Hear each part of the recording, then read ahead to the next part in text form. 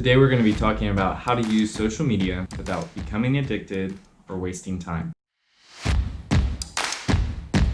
Hello everyone. We've included examples of how the brain is used in different ways on social media, but first let's go through some background information. Social media activates the brain's regions that deal with social acceptance, social comparison, communication, information searching, memory, and data processing. Social media is known to be a super stimulus because it can provide information far faster than we can process it.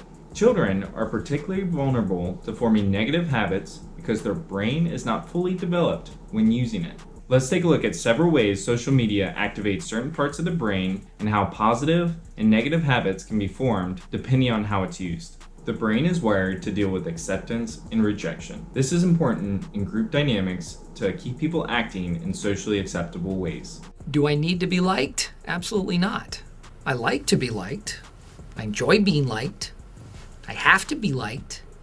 But it's not like this compulsive need. Social acceptance is often ambiguous in real-life situations and left up to your own interpretation. Social acceptance on social media is often quantified by a number of likes or a number of followers. I only got 35 likes. I normally get 45. The negative way to use social acceptance on social media is to care what random strangers think of your content. This may lead to a sense of loneliness or rejection depending on how they respond. The positive way to use social acceptance on social media is to care what your close friends and family think of your content.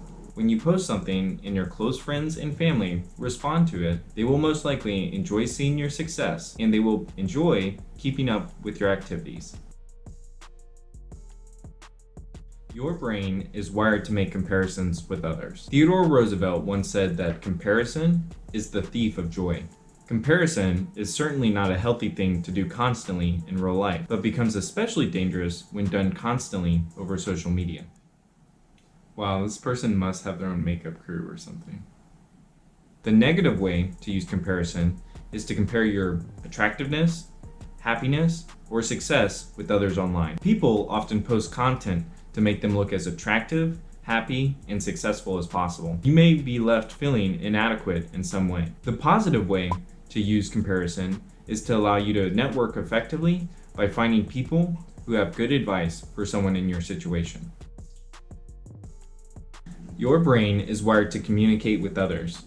It is said that people spend 40% of their time in real life talking about themselves, whereas online, people spend 80% of their time talking about themselves. People may spend that 80% of the time online to craft skillfully written public messages that paint themselves as an intellectual or an emotionally in touch person.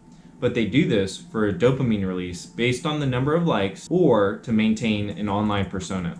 Put these kinds of posts in a journal and hopefully determine what's causing your ups and downs. Instead of trying to communicate publicly, try communicating over private messages where you can form deeper connections by only talking about yourself 40% of the time. The brain releases dopamine with each new appealing post. Have you ever found yourself mindlessly scrolling through social media?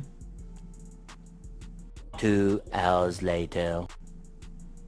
The negative way to use social media is to mindlessly scroll through content. The positive way to use social media is to be intentional what you are looking for and to stop scrolling once you find it. Related to searching is the brain's ability to store information. The negative way to store information is to remember where you found it, but not exactly what you found. The brain will be given a false sense of knowing something because it was so easy to find that information, and it knows where it can find that information again. The positive way is to fully understand the information before moving on to the next piece.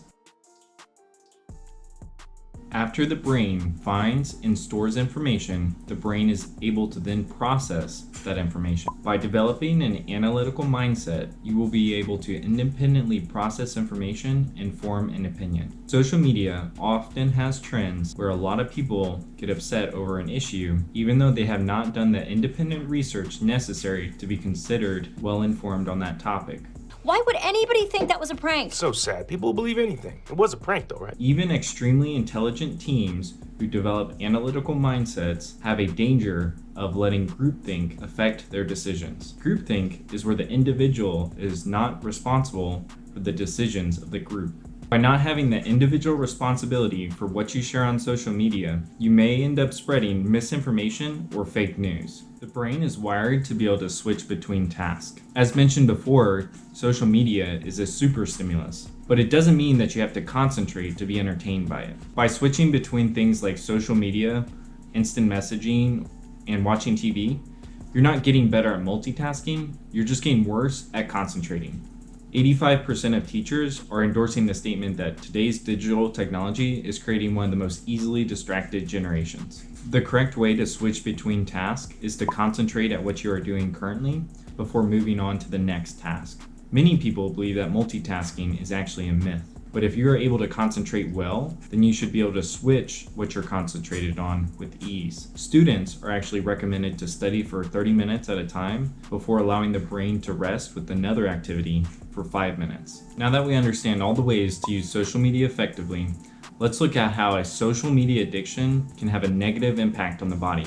The blue light in our electronic devices inhibits melatonin production. Melatonin is a hormone that signals our body to go to sleep. People often stay up late on social media because they aren't tired due to a lack of melatonin. Lack of sleep raises your blood pressure, hurts your ability to learn, and can affect your body in other negative ways. A social media habit can make you less productive throughout the day, as well as make the things you do less fulfilling. Social media is a tool that allows you to connect with old friends, stay in touch with current friends, and share your life with strangers. If you want to recover from the improper use of social media, look to close friends and family for acceptance. Don't compare yourself with others. Search, store, and process information independently while maintaining concentration. And most importantly, be an independent thinker who verifies information before sharing it. Thanks for watching.